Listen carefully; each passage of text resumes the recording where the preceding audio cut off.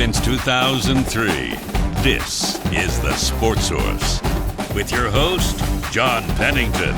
The Sports Source is presented by Junk Be Gone, Pipe Wrench, and the Garza Law Firm.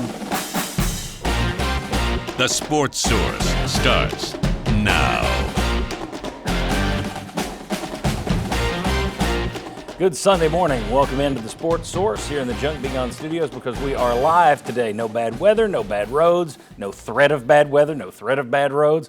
Sorry we've been on tape the last 2 weeks. First time that's happened in 23 years in terms of reacting to the weather, but I don't want to ask my guys to drive in here when it looks like it's going to be icy roads. Appreciate you being with us today. We got Vol football, of course. We got Vol basketball to talk about what happened last night, including somebody who was in the room at Rupp last night. We've got our annual Superbowl / volunteer prop bets that we do year after year after year. That's what annual means. And then we've also got talk about a VFL who's in trouble with the law. That doesn't look good. But I do want to mention something. If you're watching live, I appreciate you. If you've just sat down and you're watching this on DVR, we could cut off at about an hour because some of the grid guides are incorrect. WATE sends out the correct information, but a lot of these grid guide companies who feed stuff out just look at it and go, ABC says they're running the NBA countdown. We'll go with that. And local stations are telling them, no, we've got local programming. And it's easier just to say ABC's right.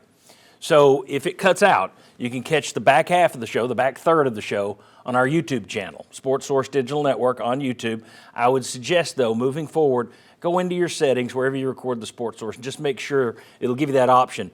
2 extra minutes, 5 extra minutes, 30, make it 30. And that way you always get us, even when the grid guides are wrong. We appreciate you doing that. Sorry to have to waste your time with it. Let's get into this show and make up some time. This first segment brought to you by the Garza Law Firm. There are times in life when you need help.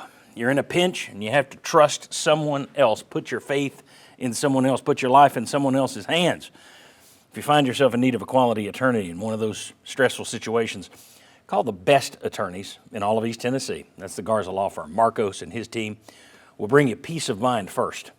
Then the legal help you absolutely need second, because they are the best in the area. And be sure always, always, always, when you're talking about attorneys, go local. GarzaLaw.com. All right. I want to welcome in the first wave of guests today. We have right there Jimmy Himes.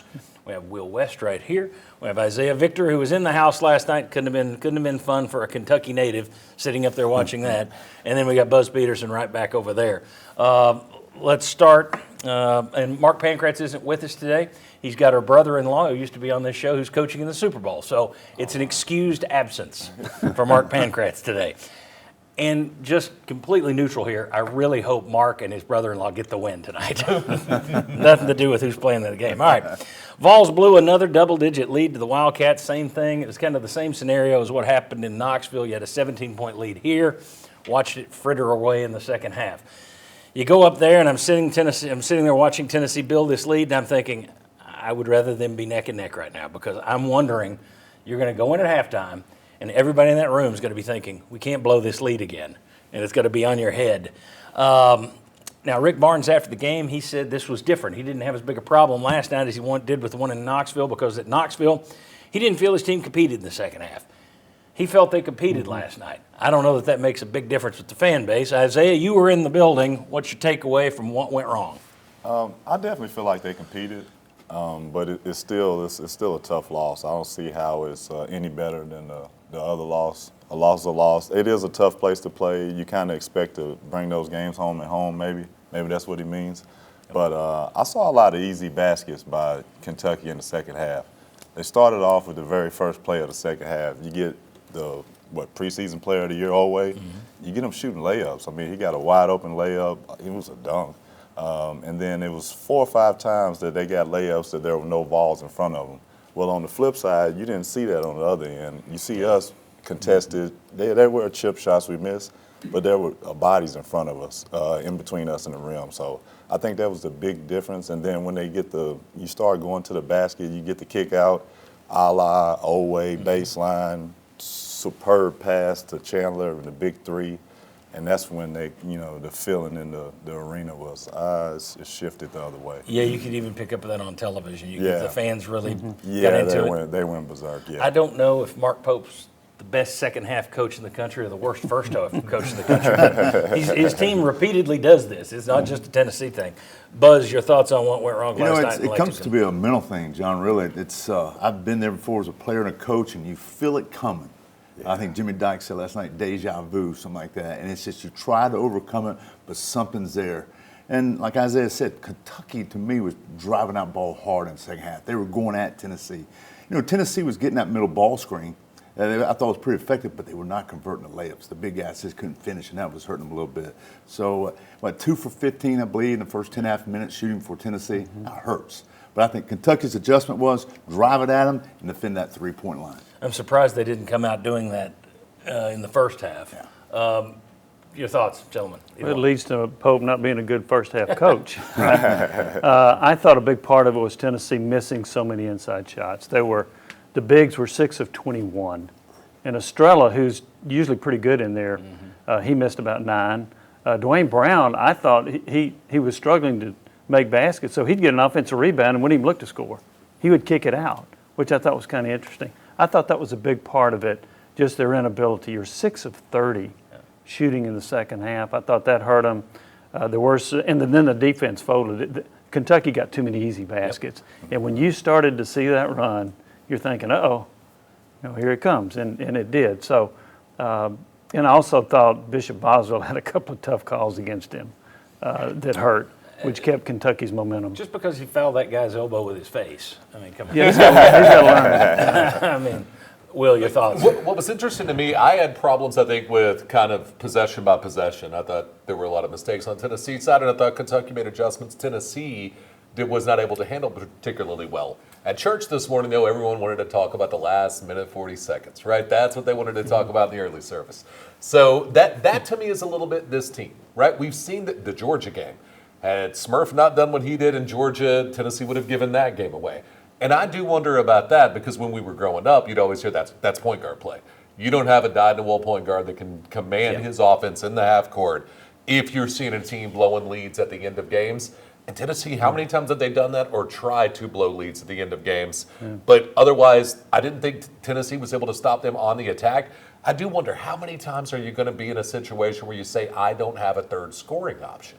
And when we're 2 months into this and find one, or find a way to spread this thing out and find someone else. Yeah, we got some strange numbers on that one that we're going to bring out in the next segment. Buzz, Jimmy, you guys on our Saturday kickoff show a couple of weeks ago were talking about the fact that not sure about Jacoby Gillespie being the guy in clutch time. It's one of those moments where this is where you miss a guy like Zakai Ziegler, which you just referenced. Your thoughts on Gillespie after last night and the second half where he just kind of turned into wallpaper? Played very well in the first half. He had 1 point in the second half. He didn't seem to always get him in the offense the way it needed to be. He has not been a good closer. And Mint's closer to that, but I think your point guard has to be a pretty good closer. He's got to run the offense. He's got to make the right passes. He's got to hit key free throws. Gillespie's not been doing that. And as good of a player as he's been and as well as he's played this year, that has not been a strong suit. Thoughts of closing out a game with Gillespie and your point guard action there? I like Gillespie. He didn't play particularly well. He didn't play bad, but he didn't play good either. He kind of, like you said, disappeared a little bit in the second half. I wanted to see him get some guys some easy shots. He's much more of a score-first guy. Yeah, he is, and he should be if that's what I can say it now. He gets paid to do. I'm sure they want him to score, but at the same time, get some people a little more easier shots, and then maybe that'll help us out a little bit. But it's tough. We're running the same offense all game. It gets predictable. So I knew what was about to happen. Everybody knew what was about to happen. So the people that actually studied the offense and plays against it all the time, they knew where to be. So it was no big surprise. Whereas Kentucky made the adjustments, and then we're like, oh, where to go? Oh, backdoor cut, and now they're shooting easy layups. Where in turn we're getting tough shots over people. So you got to make more adjustments, in your opinion. Oh yeah, we should have made some sort of adjustment, I believe. Buzz? Hey, I agree with what Jimmy's talking about the point guard play. You got to really be a coach on the floor. You got to be a leader. You got to be an extension of Coach Barnes over there. Get people in the right place. Get them set up. Get the ball to the right people. I thought Ament got a little fatigued towards the end, a little bit. I saw him slumped over his shoulders a little bit. I know he came out of the game that one time out, and then he had the ball at that last possession. And everybody's just standing watching. But it is the point guard has got to be the quarterback. He's got to get him in the right offense and right defense. Free throws are huge. One more thing on the Mint. There's one play that we run. The ball's on one side. He's on the opposite side. He goes to the ball side. He goes under the basket. He's got Chandler guarding him. He doesn't weigh in with him. He's 6'10", Chandler's whatever, but he never even stops on the block. Like, that should be an automatic time to just stop right under the basket and just get the ball there. But he probably was gassed and probably needs some more help. Last thoughts? Anything? Tennessee need more adjustments in the second half? But my concern is this is who they are, and that my concern is that the coaching staff is saying we're going to just try to be better at doing this.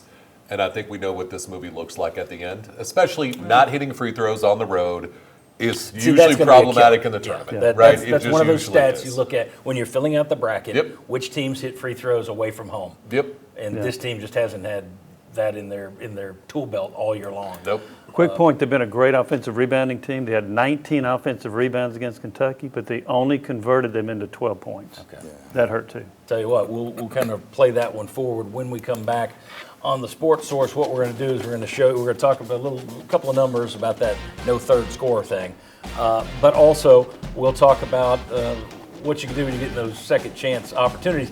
Tennessee's points in the paint been really good. They've been top 95% in the country points in the paint this year. Last 2 weeks or last 2 games, that hasn't been the case. Is that a concern? We'll talk about that. There was also a story this week that came out where the SEC basketball coaches ranked the jobs in the league. We'll show you where they put Tennessee. We'll see if Buzz agrees with it. Come on back.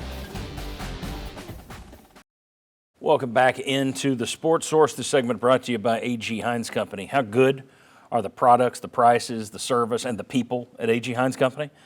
Good enough that they've once again been voted Supplier of the Year by the Associated General Contractors in the Knoxville region. That's their peers, folks. More than 250 members named A.G. Hines Company the Supplier of the Year. Isn't that where you should start your next building project? Of course it is. A.G. Hines Company right in downtown Knoxville. Also a store in Bluntville. Visit them, aghines.com. I want to welcome the next member of our panel right here, Tyler Ivins. Tyler, thank you. Appreciate Super Bowl Sunday, a gambler. You must be itching, ready to go. It's your kind of day. Okay, I want to hit with a couple of numbers, and I'll start with you since these guys have been in here. Tennessee, we talked about it going to the break.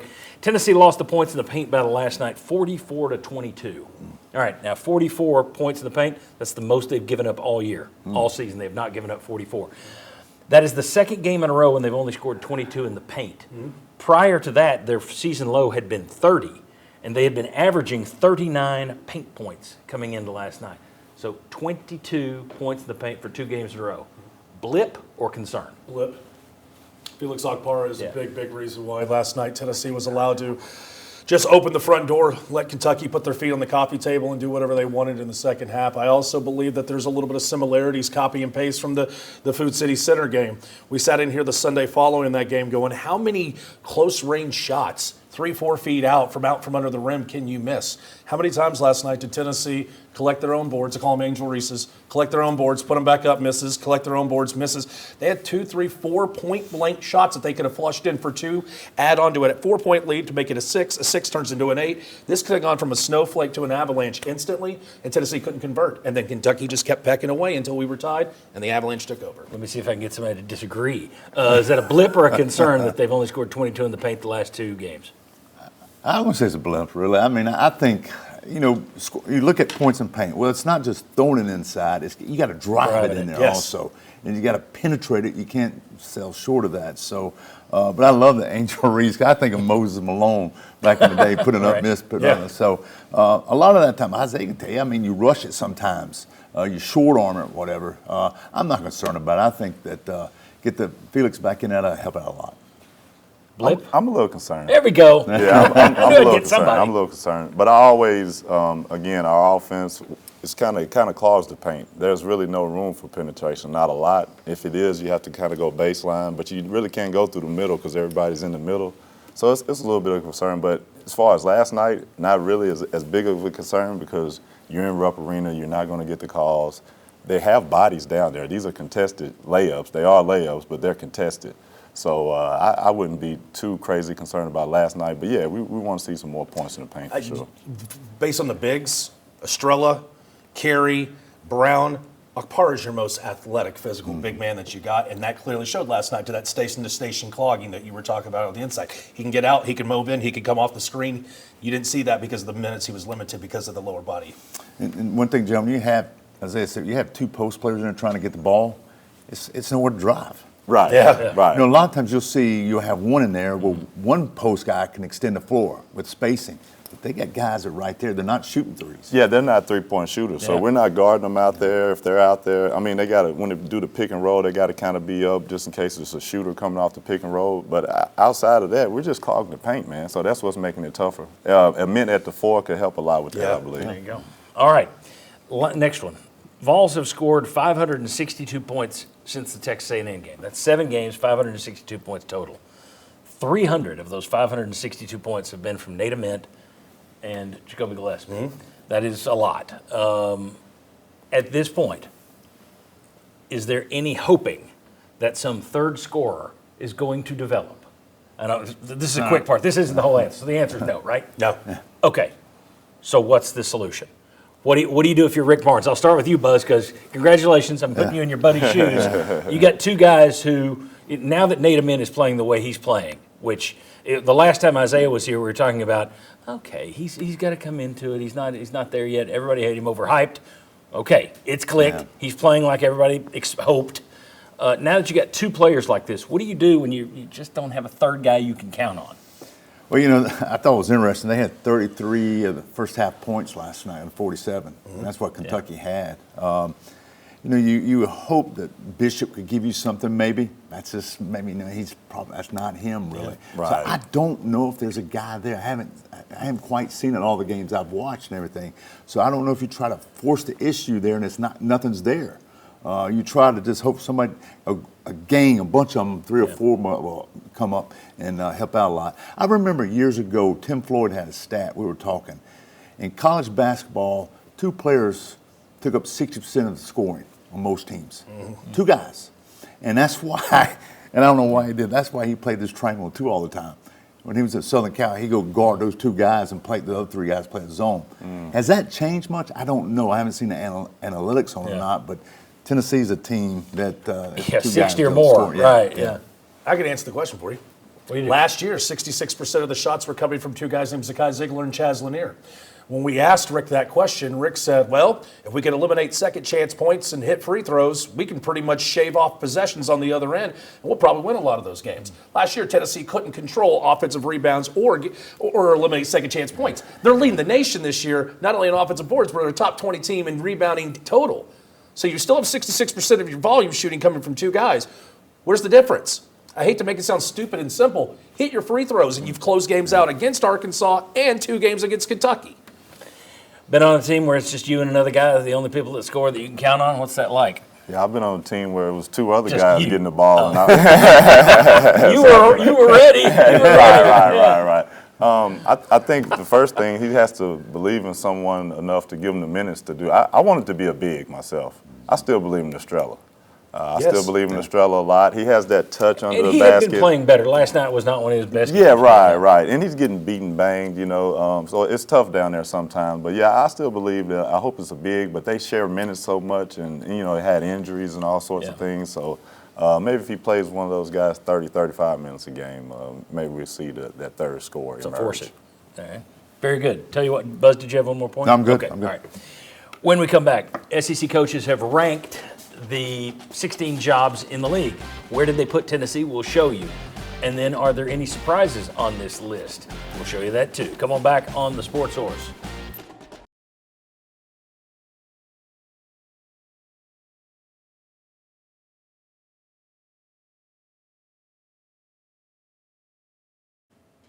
Welcome back to the Sports Source. This segment brought to you by Uncle Jim's River Cove Campground. Got your getaways for spring break and Memorial Day planned? Ready for your summer vacation, I should say? Well, If you want to enjoy the great outdoors, then you need to book a spot at the River Cove Campground. RiverCoveCampground.com. Do it today, after the show, of course. They're just minutes from all of Sevier County's top tourist attractions, nestled right on the Little Pigeon River. So it's everything you could imagine. The River Cove Campground, RiverCoveCampground.com to learn more. All right, we got a poll question for you today that I'm going to get to right now. Let's go ahead and put this thing up. If you got your wish at quarterback, and we're about to shift and talk a little bit about the latest on Joey Aguilar. If you got your wish at quarterback, who would you want starting for Tennessee this year? And I already see some of you have gone online and you've punched the button for Mr. Aguilar, 52, 53%. George McIntyre next, Faison Brandon last, Ryan Staub. Well, apparently the Staub family have some folks in town that have moved in here from Colorado. He's already on the list. There you go. So go ahead, take your smartphone, point it at that squiggly little circle there at the bottom of your screen beneath the Hearthside Bank logo. Play along with us. You can tell us how your thoughts are. Is it Aguilar? Is it McIntyre? Is it Brandon? Is it Staub? Who do you want Tennessee to start? And we'll be talking about the quarterbacks in just a minute. Back with Jimmy Himes, Isaiah Victor, Buzz Peterson right here. Let me put up a graphic, a ranking. Jeff Goodman of Field of 68, longtime basketball writers with a group now called Field of 68. He apparently asked all 16 SEC basketball coaches to rank the jobs. My guess is probably some sports information directors did a little work here. But still, what you got, the teams in orange have been to Final Fours. So only Tennessee, A&M, Missouri, Vandy, and Ole Miss have never made a Final Four from this conference. You've got 8 little stars there beside Kentucky, 1 beside Arkansas, 3 beside Florida. Those are national titles. And that 16 in parentheses, those are the total points as it broke down in terms of the votes, obviously. But the 16 in parentheses, Kentucky got all 16 first place votes. Buzz Peterson, former coach in this conference. Now, when you were here, there was no Texas, there was no Oklahoma, no Texas A&M, no Missouri. But you look at those top 4, Kentucky, Texas, Arkansas, Tennessee. Let's talk about top 5, and Florida. Well, first of all, I don't know how a head coach had time to do this. Yeah. I'm sure Yes, I do, information person, unless it did all season. The thing that stands out about me a little bit is those 2 Texas schools in top 6. I've recruited in the past Texas a lot, and a lot of times your high school basketball coach was also the defensive coordinator or special teams coach on the football team. Right. So the basketball team wouldn't do much. Times have changed. Now that guy's only got basketball now, and there's some talent in that state, and it's interesting to see those 2 schools there. And a lot has changed too. It's you're not going in as a coach talking about academics, not trying to sell your business department or your science department or whatever. Yeah. You're now money. Here's what we'll pay you. It's about money and playing time. That's what the biggest thing is. And so I see Kentucky up there, which tells me they've probably got pretty good money paying going out there. Well, you're familiar with NIL. You know that's the one school that the SEC was going to make a complete deal where everybody in the league pays the same amount to football, the same amount to basketball. And Kentucky said, excuse us, no, we're going to give a little bit more to basketball than the rest of you. Kentucky gave NIL before it was legal. I think most of them did. Probably. But still, your thoughts on those top 4? Is Tennessee where it needs to be in the top 4? No, Florida should be ahead of them. They got a national championship, multiple national championships, multiple Final Fours. I'm surprised by that one, too. They've Florida got behind Tennessee. 3 national championships with 2 different coaches. They've been to the Final Four with 3 different coaches in the last 35 years. Yeah. Golden now, Yeah, so I don't know why in the world Florida wouldn't be ahead of Tennessee on that group. That one really surprises me. I don't get that. Plus, the population base, the recruiting advantage you have in the state of Florida. Florida clearly, to me, should be ahead of Tennessee.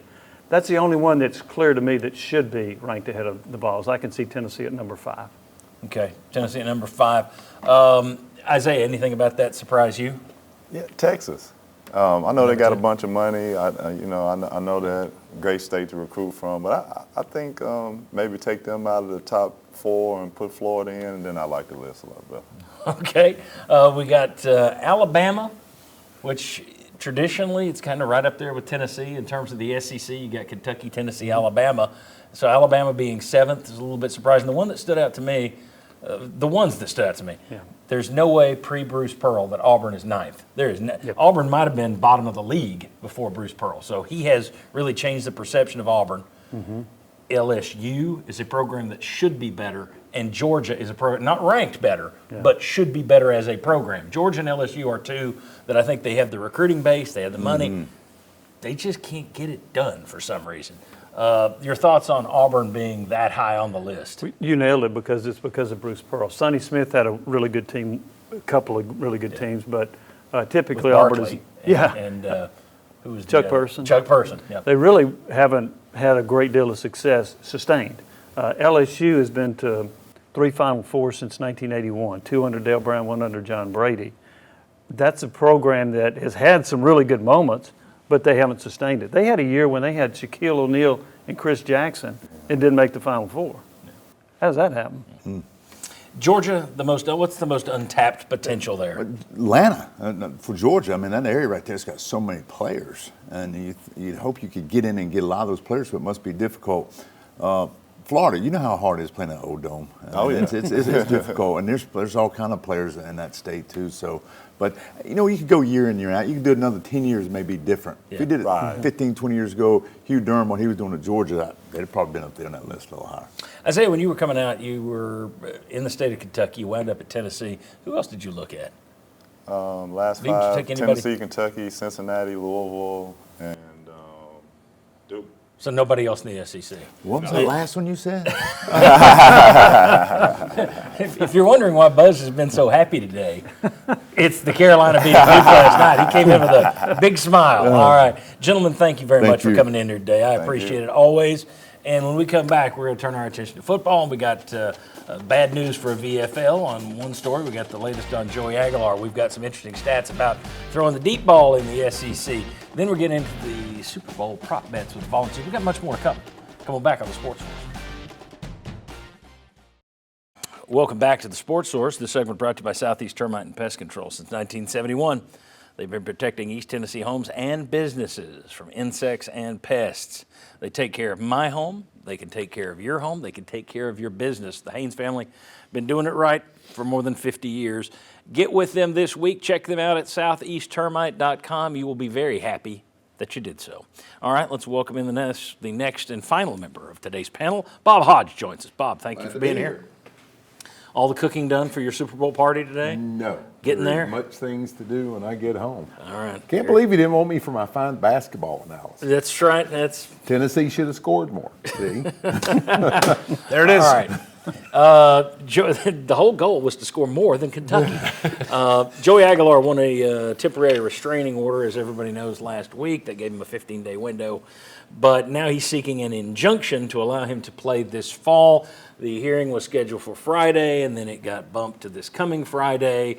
And who knows if there will be a ruling on Friday. Probably not. But even if there is a ruling, you're going to get an appeal, so it's not done yet. Meanwhile, Charles Bediako is fighting for eligibility down at Alabama. Trinidad Chambliss fighting for eligibility at Ole Miss. My question, clearly, Jimmy, it would be best for Tennessee if Joey Aguilar gets cleared. That's the best case scenario. Yeah. Go ahead and play our poll, by the way. In our opinion, that's the best case scenario. You can tell us you disagree. But even if they get him, is that the best case scenario for college sports, that you got all these people fighting for basically the destruction and elimination of eligibility rules? No, because of just what you said, the destruction and elimination of rules. I don't think it's good for college athletics to have this situation. I'm not crazy about, and Aguilar would be basically an 8th-year player, right? 24, 20, he'll be 25 when the season starts, competing against, in many cases, 18 and 19-year-olds. I don't think that's good for college football. I don't think it's good for college athletics. I wish they could have rules that they could enforce without you having to go to court every time you turn around. So good for certain players, good for certain programs, not good for college athletics. Yeah, I think it's very good because Really? we're a half decade into this and you haven't done the one legal thing you can do to stop all of this, which is have a collective bargaining agreement. We still had Greg Sankey this week. You think it's good that it messes up the system enough that you'll be forcing it down the road to go to collective bargaining? They're still saying, we need help from Congress. Yeah. You've got to have a half decade of Congress saying, I ain't coming. We're not coming to help you. No one's coming to help you, Greg Sankey. No one's coming to help you, NCAA. So the more they lose, the more likely it is we get to something where we actually have enforceable eligibility rules, because everything else is a science fiction pipe dream. So how do you get there, though? You collectively bargain it with How players. do you get to collective bargaining? You start today, sit down with them and say, this is the percentage of revenue we will get you, but we want to give you have this many years to play this many years. and you agree to it, just like the NFL, the NHL, the NBA, Major League Baseball. But if you collectively bargain it, now Danny White has his own theory that they don't have to become employees and they don't have to be unionized or whatever. I don't know how that I don't know if that'll work or not. Again, it's 500 steps to get there is the problem. It is, it is. But just to be clear, you're saying this is good, not because you don't want eligibility rules. No, but because we because could you actually think get them. it'll help you down the road to create rules. Yes. Otherwise, Diego Pavia is going to be playing quarterback at Vanderbilt until he's 38, and I don't want to see that. I think that's where we're going. Yeah. Is this good for college sports? If it's good for Tennessee, if Aguilar gets cleared, are you sitting there going, hey, this is good? Or are you saying, hey, it's good for us, it's bad for them? It's atrocious for college sports, but that's the state that we're in right now. What's the old saying? Well, if they jump off the bridge, would you follow them?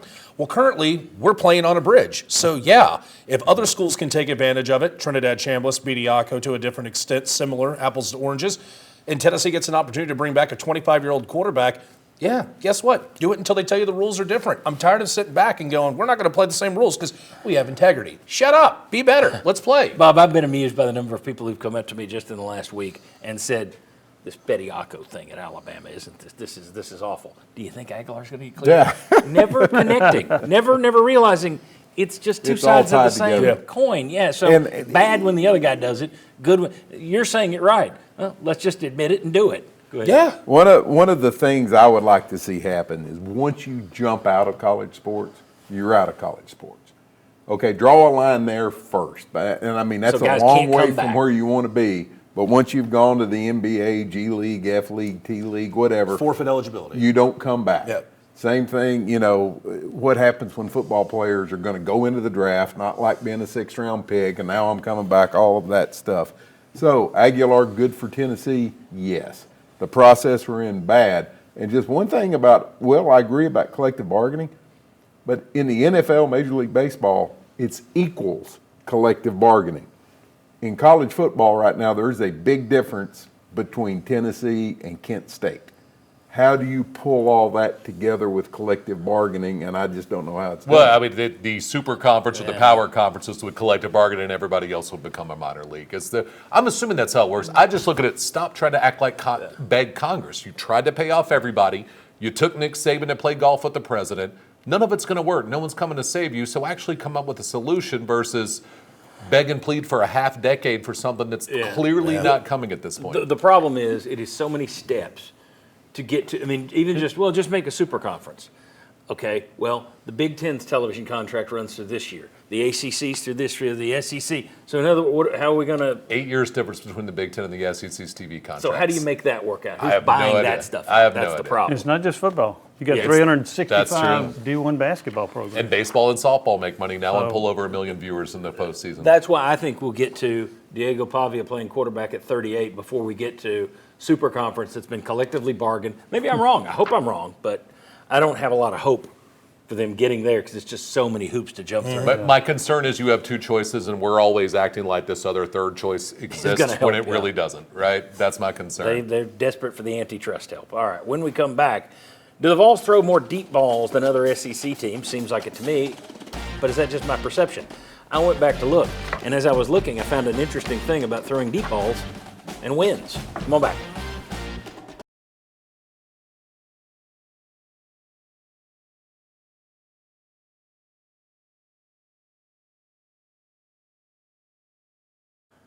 Welcome back to the Sports Source. This segment brought to you by Madisonville Marine. The Downtown Knoxville Boat Show is coming up here in Knoxville between February 26th and March 1st. So that's just around the corner. They're going to have special deals celebrating their 50th anniversary. So that's the Downtown Knoxville Boat Show. You'll be able to see Madisonville Marine and all kinds, dozens of boats right here in Knoxville. They're also the newest dealer in East Tennessee for Sea Hunt boats. Folks, there's so many reasons that make Madisonville Marine the best place you can buy a boat. In fact, there's no better place to buy a boat than Madisonville Marine. All right, let's remind folks of the poll. If we could put that up there. There you go. Joey Aguilar in the lead, 54%. Then you get George McIntyre, 37%. Is that 5%? Say Faison Brandon, and then Staubs dropped to 4%. So it's literally straight down the line in terms of experience here in Knoxville. So tell us what you think. I'm a little surprised. McIntyre's got a good number there, 54% to 37%. That's a pretty good race. Okay. Had a chat with a former SEC coach this week, and I mentioned how much better Tennessee's offense is when the deep balls are connecting, and he correctly looked at me and said, well, whose offense doesn't look better when the deep balls are connected? Well, yes, but my point was Tennessee throws a heck of a lot of them. And then I left lunch and went home, and I'm like, am I just believing that? I probably should check on that. So I did. I went to a stat site which lists throws of 20 air yards or more. And I wanted to send, that's the only delineation. I couldn't do 40 or 50, so it's 20 air yards. And I wanted to see where Tennessee ranks over the last 5 years since Heupel has arrived, which meant I had to look at every season for Tennessee and then for every other school in the SEC. I took out Texas and Oklahoma since they weren't in for the full 5 years. But here's what I found. Take a look at this. This is the last 5 years in the SEC completions of 20 yards, of 20 air yards or more, all right? Ole Miss tops in the league in terms of completions. Alabama second, nearly 2 per game. Tennessee third, 1.96 per game. LSU, Georgia, Florida, Auburn. That's your top 7. But here's what surprised me. Top 7 in terms of pass completions, not attempts, but pass completions in the SEC, they equal 325 total wins. The bottom 7 in terms of throwing fewer, completing fewer, 231 total wins. That'll do it. So that's a pretty big dip between the top 7 and the bottom 7, 100 victories. That'll do it. Okay, so that's completions. So that one might make sense. Okay, well, you're completing big balls. Of course that will work. Well, let's take a look at attempts. Same thing. So it's not just completed. Now, you could make the case, well, if you throw more, you'll probably complete more, which means that's going to lead to have more success. I got it. But still, just throwing deep. Tennessee, second only to Ole Miss over the last 5 years, 5.3 20-yard passes per game. Ole Miss, and I think it's interesting, Ole Miss and Tennessee up there in both of these, both have parts of the veer and shoot system. Then you got LSU, Alabama, Kentucky, Georgia, and Auburn up there. And it's interesting, over the last 5 years, Kentucky, I think, is 8th in the SEC in victories. You don't think about that since you just fired your coach. But 325 total wins for the top 7 teams in terms of those deep ball attempts, 226 wins for the bottom 7 in deep ball attempts. I found that interesting. I throw it out to see if you guys found anything in that interesting. Yeah, the one thing that I find interesting there is I kind of would have thought Tennessee, a larger percentage of their pass attempts would have been downfield because it seems like they're running deep choice about every other play, right? So that is one thing. It seems like they force balls downfield versus organically someone is open downfield. So that is not as large of a number as I would have thought. The 3 biggest were Tennessee in 2022. They threw about 97 passes of 20 yards or more. The average in the league is about 45 or 50. All right. They threw, and that's per season. They threw 97 in the season in 2022. I think Jaden Daniels, his last year threw 98, and Jackson Dart, his season, threw 96, 97 up there. Those are the 3 outliers. So Tennessee hasn't thrown as many as they did in 2022, but they still, well, you saw it. It's only Ole Miss throws more, and Tennessee's right on their heels. So I go back to the Joe Milton year when Tennessee threw more with Hendon Hooker than they did with Joe Milton. And I just wonder if they finally decided Joe Milton can't hit these things. He can get them there, but, I mean, he can only get them in the area code with this stuff. And then you come back with Nico Iamaleava, and kind of the same thing. You can throw them, but we can't get them there. Now, how much of that's quarterbacks, receivers, and everything. But when you're watching Tennessee, I go to the Kentucky game this year, which I thought was Tennessee's best offensive game. And I don't know, but I'm guessing that was the game they hit more of those passes than any other game. I think you're right. Which made your offense look that much better. With Joe Milton, I'm reminded of the Austin Peay game. He could not complete a pass downfield. So what did they do? Sideline, sideline, sideline, sideline, something he could complete. So I think that kind of explains some of the Joe Milton deal about why they quit throwing downfield, because he couldn't hit it. He could throw it a long way, but he couldn't necessarily complete it. I am intrigued by those numbers, though, so that tells me that coaches dig the long ball. There you go. We're looking at if you average 30 passes per game, we're looking at 15% of your passes are downfield. So whenever I've looked at a quarterback for Tennessee, I've thought, oh, can this guy hit the deep ball? I kind of wonder, is it like this quarterback can make off-platform throws that we do for the NFL draft? Well, Anthony Richardson can make off-platform throws. He can't make on-platform throws. Is that like having rims on a car that doesn't have a transmission, right? That's the one thing I wonder. Whereas, though, you do have to ask the question, though. If you're not completing balls left or right, but you hit 3 of those deep balls a game. Yeah. It would seem to be that helps the winning percentage. Finish this up here. It just certainly adds to some of the other material you've given us in the past of when Tennessee's hunting their next quarterback. How high are these quarterbacks when it comes to those high percentage throws? When they were going through the Brendan Sorsbys, when they were going through the Sam Levitts, which one gives you the best opportunity based on accuracy of deep throws? Something we highlighted when Aguilar was coming in, which should reflect on your poll question why the 55% I believe is already right. And Great research, by the way. Really. That's terrific research. Appreciate that. I made it all up. Yeah. All right. Fake news. When we come back, James Pearce wishes this were fake news. James Pearce, fresh off getting runner-up status as Defensive Rookie of the Year, finds himself in legal hot water. There were things that happened here in Tennessee. There was a reason that his draft stock dropped a little bit, and the Falcons gave up a boatload to trade back into the first round and get him, and boy, I bet they're feeling great today. We'll talk about that, and then we got Super Bowl prop bets and much, much more. Come on back on the Sports Source. Welcome back to the Sports Source. This segment brought to you by Games and Things. We typically focus on the games with these folks, but they also have a lot of fine things. Bars and bar stools, pubs, tables, and chairs, pool tables, air hockey, foosball, of course. But if you're looking for furniture for your entertainment room, you'll find that at Games and Things too. Good furniture.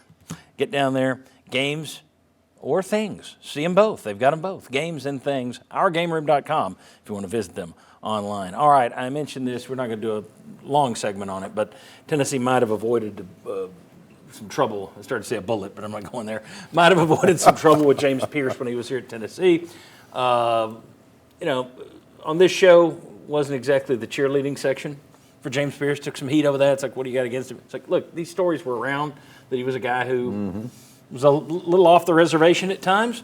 I was told that he would freelance a lot, so I didn't get his percentages of playing on the field weren't really high because didn't always know what he was going to do out there. He has had some issues both in Knoxville and then rumors in other states, but yesterday arrested. He's runner-up for Defensive Player of the Year just on Thursday night, but charged last night in Miami with 2 counts of aggravated battery with a deadly weapon, 1 count of aggravated stalking, and fleeing and eluding police. Was there one other in there? Aggravated stalking, lights on, and it was the aggravated battery. Was there a stalk? I said stalking. Stalking battery. Anyway, and it's involving aggravated battery with a deadly weapon, right? Yeah, and it's involving Rakia Jackson, of course, the former Lady Vol here, and it's not the first time behind the scenes we've heard about him having some issues there as well. Tennessee was able to get him in and out of here. The Falcons wasted. I mean, this guy had I think it was the Cleveland Browns, the Cincinnati Bengals beat reporter there said that they'd seen the numbers, and he had the most questionable character grade of anybody in the draft last year. Cincinnati. Yeah, anybody in the draft, he had the number 1 questionable grade. And the Falcons traded a bounty of picks Spent to 2 get picks. back Yeah, into 2 the firsts. first pick to get him, which we all thought, okay, well, on the field, he was worth it. He had a great year. Off the field, Bob, he might have just wrecked his career here. The way these things work out, we'll have to see where the NFL goes with it. But me and you talk a lot around the NFL draft, and I said there is no way in Hades that I wanted the Vikings to come anywhere close to this guy. Now, you say that, and if it had been like a 5th or 6th or 7th round pick, that's different. But there was enough smoke around him postseason at Tennessee to where I thought there was no way he would go in the first round. Plus, I thought he was kind of disappointed in the player. What surprised me this year was how good he was in the NFL. That surprised me. What's happened now, I don't think it's a surprise. This isn't the surprise part. None of us are surprised. That's the key. Like, as bad as these charges are, not one of us is remotely surprised. Not at all. No, I mean, and you read stuff that so far hasn't been reported, but you're reading things that are seemingly coming true. The first time I saw this was actually this morning when I woke John up texting him going, hey, you see this? After I'd emailed you last night at like 2 in the morning. Emailed me last night about it. But I think as this stuff keeps coming out, it's starting also to solidify some things that was said about him last year, post-draft, and some of the things with his relationship. So, I think I don't want to say career over. No, but it's in danger. Well, it's one of those things. The NFL now gets involved. If you have these kind of Yes. things off field, and they can suspend you for games at a time. When you are involved with and it shouldn't make a difference, but we talked, I'm sure it does, a high-profile female athlete, that's not going to help your case. You also fled the police, and it took 6 or 7 of them to put you on the ground. That isn't going to help your case. And this is, even if he gets out of it legally, he could be looking at, I don't know, half a year. I mean, it could be a lot. Does a guy like that have the discipline to get back in the league if he's out for a half decade plus? Because I think we all know the answer. Well, to that. clearly when he was in Tennessee, he had people Yeah. watching. People were ready to help. I don't know that he's got that at the NFL. Well, the good news for him, though, is there's going to be a GM that looks at that and say, man, it took 6 or 7 cops to get him on the ground. Right. We need that here. Quick thoughts? Because this is going to be a weird way to look at it, but I can imagine GMs are looking at it like this. We gave up a lot of capital on this guy, and he was part of our plans.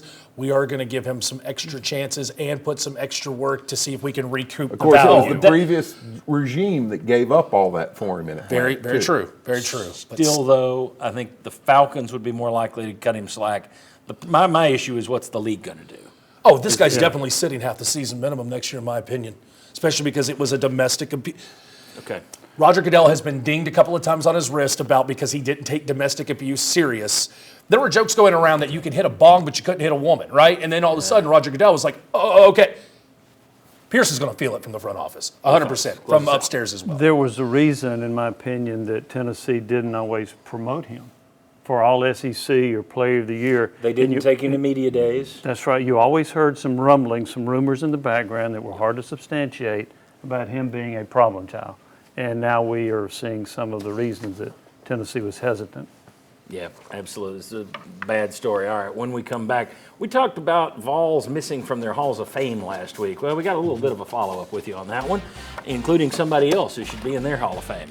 And then we'll get, actually, that'll kind of turn us toward the Super Bowl. We'll do a little Super Bowl. We always do the prop bets that involve Super Bowls and Vols. That's coming up. And also, occasionally I get an email. It's like, are you just football? Basically, yeah. For the most part, we have been for 23 years, but I'm going to show you numbers that will explain why we lean so heavy into football here in East Tennessee. Come on back.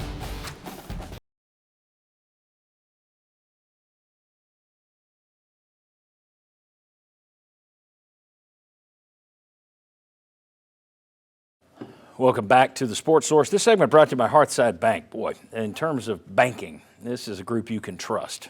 They are in Southeast Kentucky. They're in East Tennessee. They've been doing it for more than 105 years. They are good people. They will get with you in terms of your financial planning. It is a personal relationship when you're dealing with someone who's helping you get from A to B. It's not just, well, it's not impersonal, which is what so many banks are these days. You're never going to be talking to somebody on a computer screen with Hearthside. You're talking to human beings.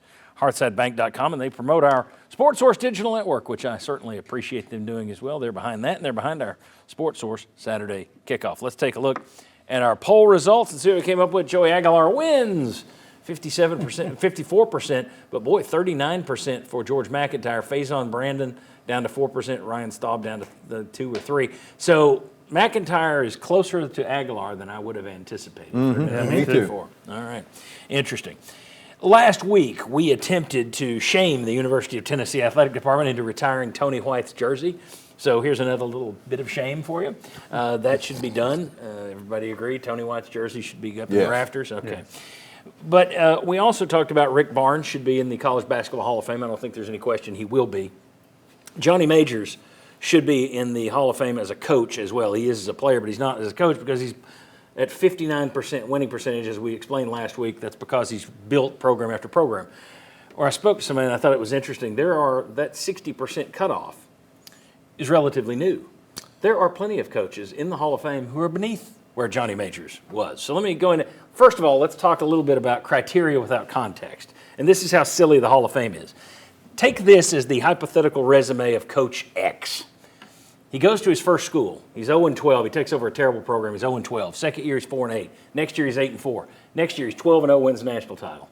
Then he leaves. goes to another school, does the exact same thing.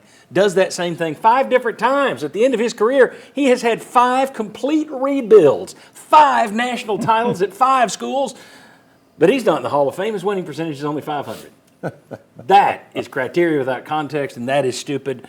Take a look at the guys who are in the College Football Hall of Fame. Majors looking at them. What? These guys are in? What the hell? Attack. I mean, look, nothing against Lynn Casanova. Jerry Claiborne. Jimmy, that's the same Jerry Claiborne that used to be at Kentucky, and he's in. Hayden Fry. Good coach. You were out there in Iowa. Yeah, they loved him. He But didn't win a national title like Majors did. Didn't build 3 different programs. In fact, he was fired from one of them. Lou Little, Tuss McLaughlin. Oh. I love the .490 winning percentage. These are their winning percentages. Again, Majors is .590, so he can't get in. Scrappy Moore is in. Greasy Neal. Look, if you can put Greasy Neal in, how can you not put Johnny Majors in? Grant Taft, George Welsh from Virginia, Bill Yeoman, Houston. Are you kidding me? Again, if you are Pitt, Iowa State, or the University of Tennessee, who I know they do not care, those schools should be pushing to get him in posthumously to the College Football Hall of Fame, and it's pathetic that they haven't. I think that's just silly. So just for a little bit of context, do you know why they just recently changed the winning percentage rule? Or They flirted it with it? Well, they changed it just for Mike Leach. There you go. But they knocked it down. Oh, wait, so just this for is him. just a Mike Leach rule? Yes, it's .595. He's in at .595. I thought Mike Leach completely changed the rule. They were just being flexible for him. Didn't we just learn from the Pro Football Hall of Fame thing with your stupid voting criteria that left Bill Belichick That's out? what led to this last Stop week. having meetings about meetings and letting the pencil pushers put the dumb, arbitrary criteria. Come on, You Will. know if a guy's a Hall of Famer, you know if he's not a Hall of Famer, right? If we go out in America and you ask anybody who's a college football fan, you ever heard of Johnny Majors? They're going to say, yeah. What do you know about Greasy Neal? Yeah. I'm going to say you made up the name at first, but then I'll do I my would research. never. No offense to Greasy Neal, he probably deserves to get in there. He was a good mechanic. Scrappy Moore down at Chattanooga. It sounds like a first baseman for the 1930s Pirates. They just made right? it because Something of like their that. names, Scrappy and Greasy. Yeah, but here's someone who should Sounds be like in the a Hall of Saturday morning cartoon show. Fame. We talk Barnes, we talk Majors. There is one more that we didn't put in here last week, and I didn't want to put it in because I didn't want to be a homer. But then I looked at the numbers, and it's like, no, he should be on here. Take a look at this. The Steamer, Stanley Morgan, versus his contemporaries. These are the Hall of Famers who made it into the Hall of Fame played at the same time as Stanley Morgan. In terms of receptions, he is behind Charlie Joyner and behind Harold Carmichael. He is ahead of Stallworth, Pearson, and Swan. Receiving yards, he's second only to Joyner. Receiving touchdowns, he's second to Harold Carmichael, ahead of all the others. He's got 20 more than Lynn Swan had. Receiving yards per catch, 19.2. That's one of the greatest averages in pro football history. It's 3 yards better than anybody else in that list. Pro Bowls, he's got as many as Harold Carmichael, more than the rest of them. But he played on crummy Patriots teams, no championships, not inducted, probably will never get in. That is the worst of these. And I think of Tennessee pro football guys that should be in the Pro Football Hall of Fame. His is the worst in terms of a guy who is really screwed just because he played on bad teams. 221 more catches than Lynn Swan. 221 more. So he's getting penalized because he played on not good teams. And Swan's getting the benefit because he played on good teams. And Tony White's not in because of that too. Yeah, That's what I was told because I did some checking after we talked. And it's because the teams he played on were not very good. He averaged 24.5 points a game. And nobody since has averaged that, and only 2 have ever averaged that, and that was Ernie and Bernie. Yeah. So, and if anything, the team not being good, to me, makes more of a case for him that he's the only, everybody knows, shut down Tony, and they couldn't. And that's right, good point, yeah. Well, it would have been the same thing with Stanley Morgan. Hey, who the other receivers that played with him don't care, shut him down, what we couldn't. Harold Jackson, Stephen Starring, are you kidding me? All right, let's talk about the Super Bowl. We'll talk about the Patriots and Seahawks. We'll talk about some Vols. It's our Super Bowl prop bets. We do it every year. Today's game, plus some Tennessee basketball stuff mixed in. Come on back on the Sports Source. We have fun with it. Welcome back to the Sports Source. This segment brought to you by Safety Systems. It's a crazy, rough world out there. It makes sense for every home and every business to have a top-notch security system with cameras. Folks, the best security system with cameras in East Tennessee come from Safety Systems. Do yourself a favor. Call VFL JJ Surlis, his team, this week. They will take care of you. Visit them at safetysystems.com. Make sure you spell it just like that. It's not safety systems, it's safetysystems.com. Okay, time for our Super Bowl prop bets. We do them every year where I mix up a little Super Bowl with Tennessee sports, okay? So here's the first one. More points, the Seahawks in today's Super Bowl, or Nate Ament Wednesday in Starkville? Ooh. Oh, easy. I'm going to Whoever go. wants to I'm going jump to go in. Nate Ament. Okay. Said it. I'm going to tell I'm both going to Nate take Ament? this. No, Seattle team total. Seattle. The Seattle team total because it's Starkville, you're dealing with Jans, and that guy, first one is 60. Seattle. Okay. So all Seattle's except for you, you take Except Nate for Ament. me, Nate Ament. I think he'll score 28. Oh, there you go. Seahawks are going to score 27. Close. I know. Put that bet in right now. All right. good What's more? We need to slow down on this. What's more? I'll kind of go around here. Start with Will. Drake May's rushing yards in today's Super Bowl, or Tennessee's total rebounds at Mississippi State, and those are very similar numbers. I'm going to take Drake May because I think the Seahawks are going to be in man a lot, and that means Drake May run football. You have nothing Drake May has to run yes, football. and I also wonder, will he be running for his life a little bit because of his offensive line? It's been sacked 5 times per game, is what the average is in the postseason. First quarterback to ever make the Super Bowl after being sacked 15 times in the playoffs. It's insane. So I'm going to take Drake May because I think they're going to. He's going to be a rented car today. They're just going to ride him till the wheels come off because you don't know if you make it back. Jimmy. I'm going to go Tennessee rebounding. I've got them at 45. Okay. This is a really good question. You've got it really tight. And by the way, 45 is, I don't know if you cheated. No, I didn't. You cheated. I can't 45 see Have that. his glasses 45 on. is You think you can basically see the that far? numbers. 45 is right there, so go ahead. It's so close, but I'm going to lean Tennessee boards in Starkville. I can't even see that far. I know he can't. Okay. So I'm going to go Vols boards in Starkville. I'll go with Drake May again for some of the same reasons. I think he will have 2 or 3 big runs because man-to-man, it's just going to open up. They're not going to spy him. Oh, yeah. Yeah, He better. Well, and also with him in worry, injured, I don't know that they can afford to. So it's going to open up opportunities for Drake May. Bingo. All right, I love this one. This is a little weird. This isn't numbers-based, but okay. What's more likely?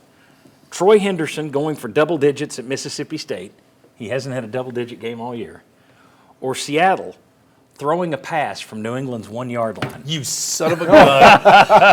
I saw that as a real problem this week. I've already bet on it. Okay. Do we have time real quick? Very. Okay. Seattle to attempt a pass from within the 1-yard line because of the whole thing back in Malcolm Super Bowl Butler. 49, plus 700.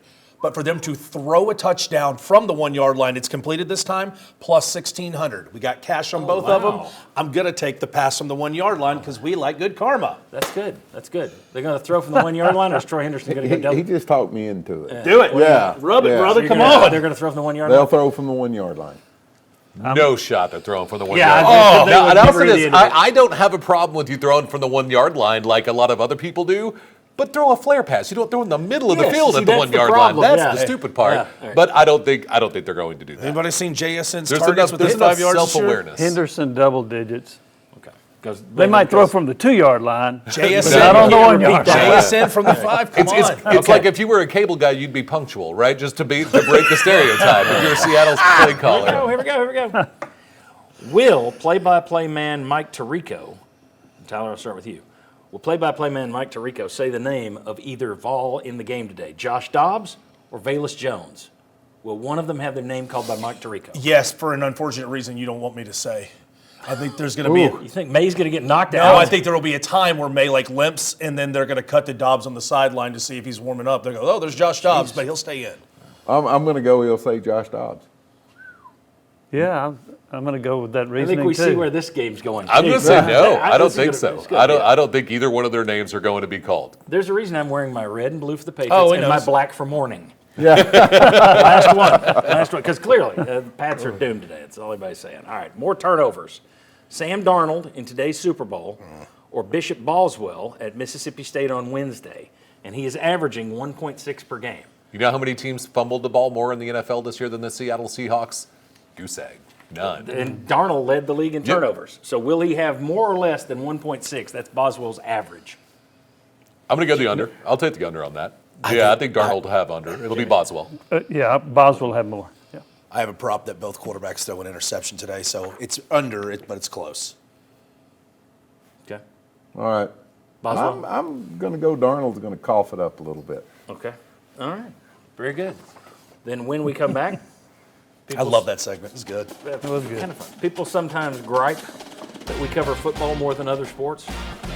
We've been doing that for 23 years. In case you haven't noticed, most sports outlets in East Tennessee do the same. But because I get this occasionally, I got it last week, it's like, let's just show some numbers. I'm going to explain to you why we talk football here in the SEC, in Knoxville. But then we'll also give you our Super Bowl picks. Not that there's a lot of anticipation for that. Not much doubt about what we're doing. Come on back on the Sports Source.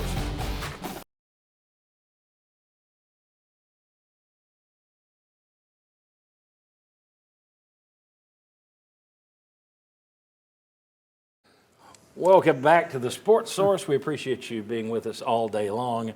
It doesn't happen often, and most of you get it, but every winter and spring I'll get an email a week from, I'll get one or two emails asking, are you just a football show? Why aren't you covering softball?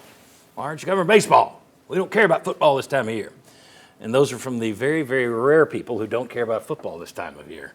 Let me go ahead. I just wanted to give you, we could do this with TV contracts, which shows you how much money they spend on football versus everything else. But let's just do it with Tennessee specifically, and how can we gauge fan interest? Let's do it with attendance. So let's look at average attendance for each of the 5 main sports over the last year. Football averaged 102,000 people. Men's basketball, 20,000. Women's basketball, half of that. Baseball, half of that. Softball, half of that. Meaning that football is 5 times more popular with Vol fans than basketball. And it's 10 times more popular than the Lady Vols, 20 times more popular than baseball, and 50 times more popular than softball. Now, I understand these are fun sports. People like these sports. We'll occasionally mention them here.